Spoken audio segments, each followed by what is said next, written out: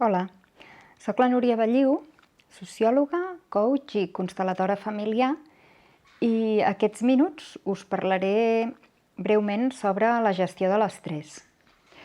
L'estrès depèn molt de la percepció que tenim d'una situació determinada.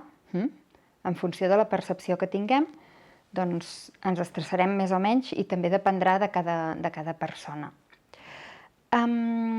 La frase amb la que m'agradaria començar és aquesta frase que de vegades diguem als companys o a la família de ocupa't en lloc de preocupar-te. El que moltes vegades ens estressa són múltiples preocupacions que tenim. Per exemple, aquests dies de confinament, probablement cadascú de vosaltres té una llista enorme de coses que el poden preocupar. El que proposo, l'exercici que us proposo, és de diferenciar el tipus de preocupacions en funció de la influència que tenim sobre aquestes preocupacions. Hi ha preocupacions sobre les quals tenim una influència directa, que depenen directament de nosaltres. D'acord? Hi ha preocupacions sobre les quals tenim també una certa influència, però indirecta. No depenen només de nosaltres, sinó que depenen de terceres persones. I hi ha altres preocupacions sobre les que tenim zero influència.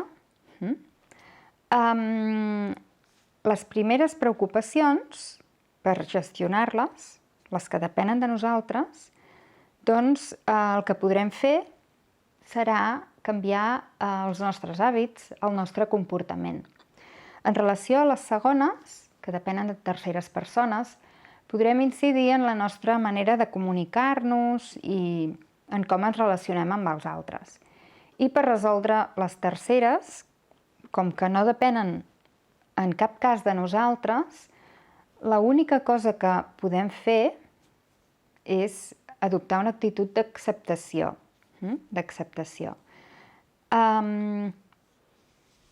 En aquest cas, per exemple, amb aquesta situació que estem visquent, doncs els metres quadrats del pis on vivim no depenen de nosaltres, el clima, si plou, si fa sol, no depèn de nosaltres, la quantitat de gent que vivim a casa ara mateix és la que és, no la podem canviar.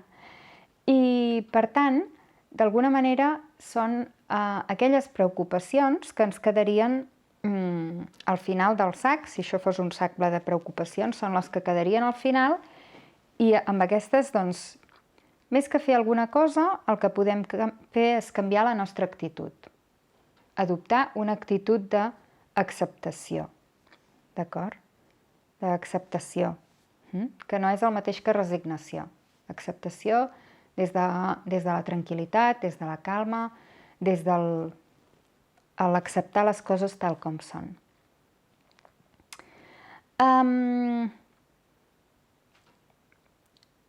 Tot i això, per exemple, la situació de convivència que es pot donar dintre d'un pis, ara mateix, doncs veurem que sí que podem fer coses. Per exemple, hi haurà aquestes coses que depenen directament de nosaltres, com proposar una manera d'organitzar-nos, descansar, facilitar una alimentació saludable, coses que depenen de nosaltres, i algunes altres coses en aquesta situació que dependrà de terceres persones de la nostra llar, o de persones que potser no viuen directament amb nosaltres, però que hi tenim contacte, i en aquest cas és quan podem parlar amb aquestes persones, quan podem comunicar-nos, quan podem d'alguna manera també avançar amb aquestes preocupacions. Bé, la idea és que de tot el sac ple de preocupacions que tingueu, destrieu primer aquelles sobre les quals podeu fer alguna cosa perquè hi teniu una influència directa i depenen de vosaltres. Comenceu per aquí. En segon lloc, destrieu quines són les que depenen doncs, no directament de vosaltres, però de terceres persones sobre les quals també, en certa manera, teniu algun marge d'influència i comuniqueu-vos.